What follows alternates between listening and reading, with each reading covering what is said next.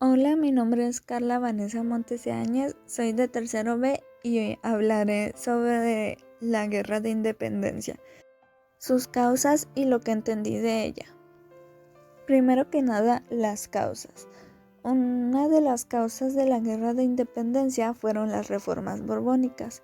Estas fueron impuestas por el rey Felipe II en Nueva España y privaban muchas libertades que ésta comenzaba a tener, ya que se estaba convirtiendo en una nación casi independiente.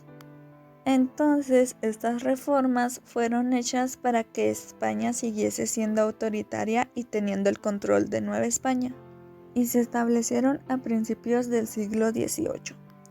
Otra de las causas fue el conflicto entre criollos y peninsulares, ya que los criollos, por haber sido nacidos en España, aunque sean hijos de españoles, eran tratados como inferiores a los peninsulares que eran nacidos en España, lo que los privaba de privilegios que sí tenían los españoles y también los hacía no poder tener cualquier cargo alto que quisieran. También otra de las causas fue la invasión de Francia a España, ya que Napoleón Bonaparte invadió a España y puso como rey a su hermano José Bonaparte, pero los criollos no lo aceptaron y no querían seguir órdenes de un rey que no fuera español. Otra causa también fue el trato hacia las distintas clases sociales, ya que había demasiada desigualdad. Los españoles tenían demasiados privilegios y gozaban de casi cualquier cosa que ellos quisieran. Y luego seguían los criollos que, como ya mencioné, solo por haber nacido en América tenían menos privilegios. Luego estaban las castas en las que se incluían los mestizos, en las que mientras menos pura se volvía la sangre española, menos privilegios tenían. Y al final estaban los indios, los cuales eran totalmente nativos y originarios de América, con sangre americana. Y estos eran los peor tratados. Y casi no tenían ningún privilegio, aparte de que les quitaban sus propiedades. Otra cosa fue no depender tanto de España. Otra de las causas fue esto, no querer depender tanto de España y tener su propia autonomía.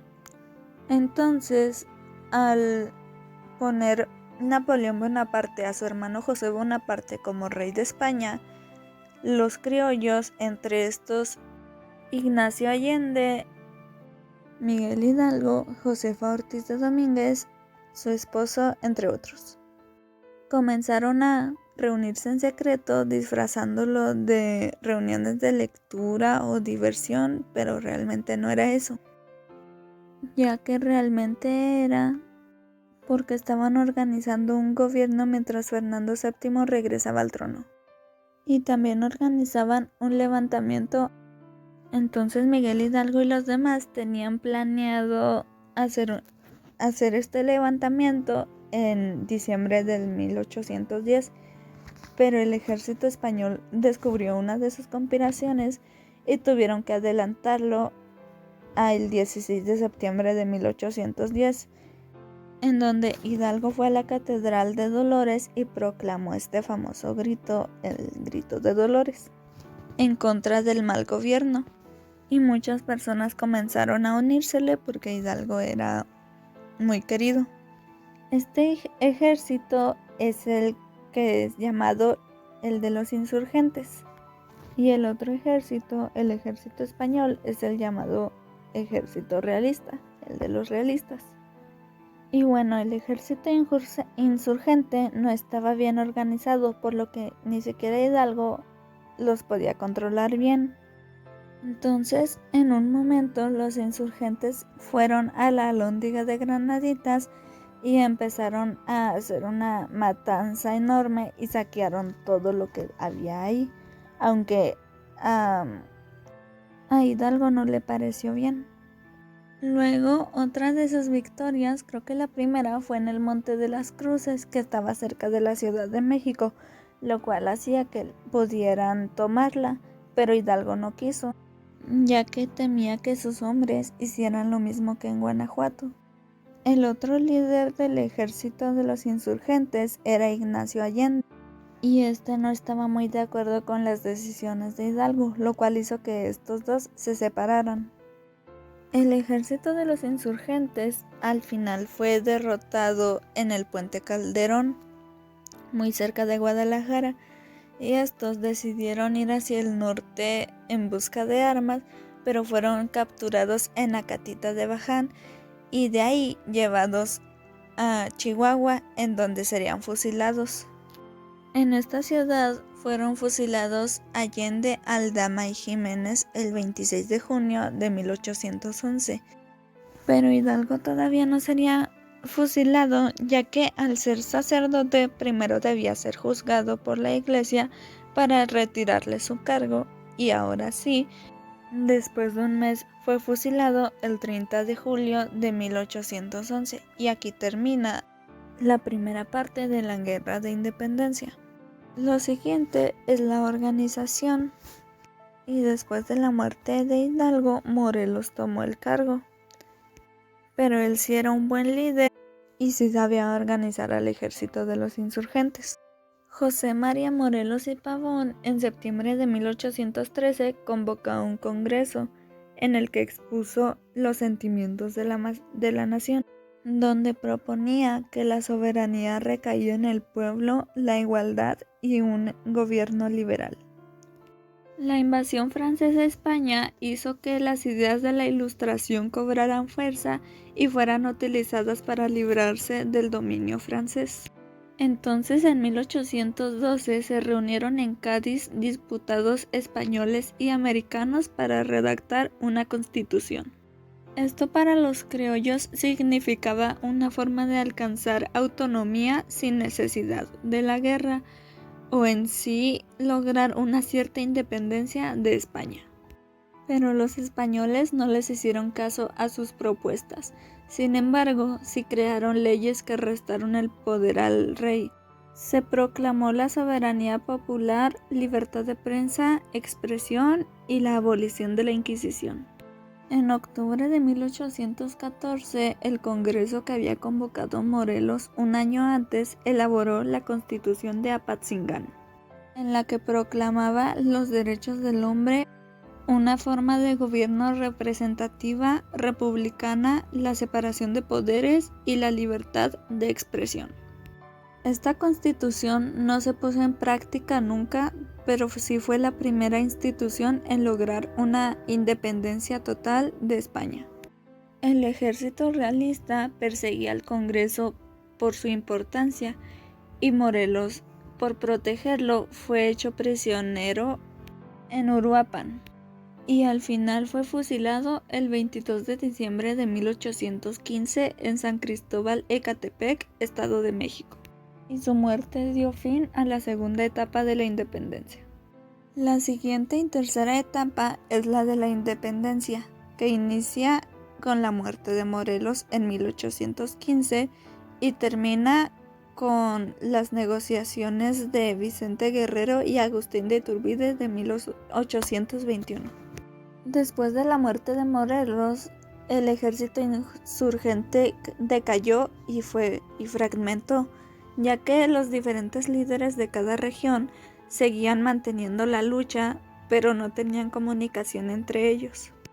Además de que entre 1816 y 1818 muchos insurgentes fueron apresados, fusilados o aceptaron el indulto.